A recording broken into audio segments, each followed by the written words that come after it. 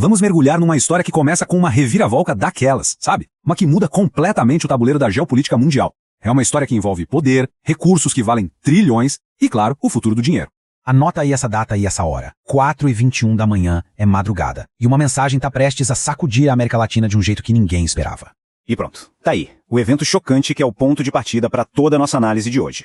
Uma declaração que, sozinha, desencadeia uma série de consequências globais. A primeira pergunta que vem na cabeça é como assim? Como é que o líder de uma nação é capturado em menos de 1 minuto, 47 segundos? Vamos dar uma olhada nos detalhes. A precisão da operação é uma coisa de cinema, foram só 47 segundos para capturar o Maduro e a esposa dele, mas a ação foi muito maior. A Força Delta dos Estados Unidos fez ataques ao mesmo tempo em 7 locais estratégicos. Pensa bem, aeroporto, base de comunicação, tudo para neutralizar qualquer tipo de resposta. E o mais impressionante, 0 baixas americanas, uma demonstração de força, assim, cirúrgica. Mas, claro, uma operação dessas não surge do nada, né? Pra gente entender o porquê, a gente precisa voltar um pouco no tempo e ver como a Venezuela, uma nação que já foi incrivelmente rica, se tornou tão vulnerável. Olha só essa linha do tempo. Por décadas, petróleo na Venezuela era sinônimo de prosperidade. Caracas chegou a ser chamada de a Miami da América do Sul.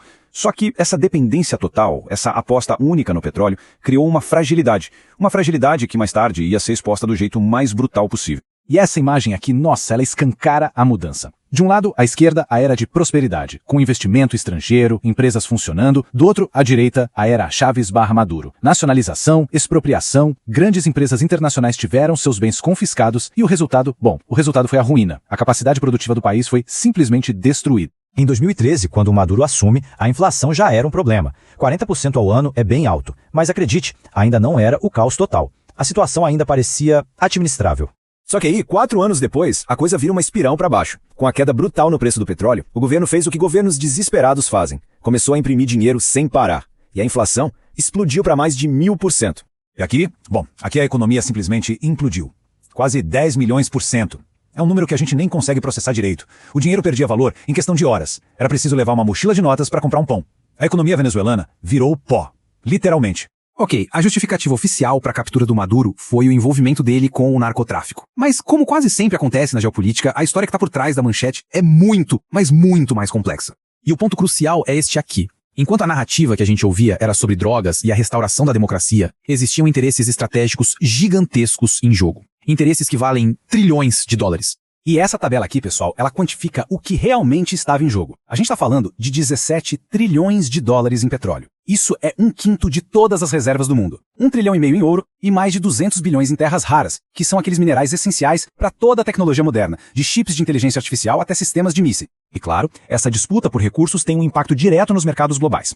E uma das peças mais fascinantes desse quebra-cabeça todo é uma coisa que o regime do Maduro vinha acumulando em segredo. Para tentar fugir das sanções econômicas e movimentar dinheiro por fora do sistema tradicional, o regime venezuelano teria acumulado uma reserva secreta de Bitcoin. E o que é impressionante nesse gráfico é a escala. 600 mil bitcoins. Pra gente ter uma ideia, isso é 12 vezes a quantidade que a Alemanha vendeu em 2024. Uma venda que sozinha já deu uma boa balançada no mercado.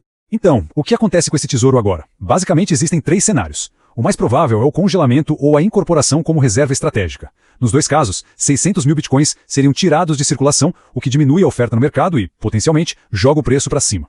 O cenário de vender tudo de uma vez é menos provável, porque isso derrubaria o preço do próprio ativo que eles capturaram. Então, depois de analisar toda essa teia complexa de eventos, qual é a conclusão? O que a gente pode, de fato, aprender com a história trágica da Venezuela?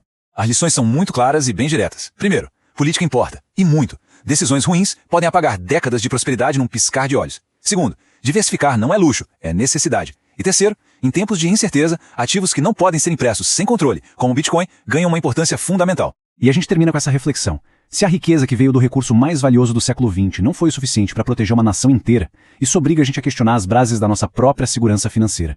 É uma pergunta para se pensar.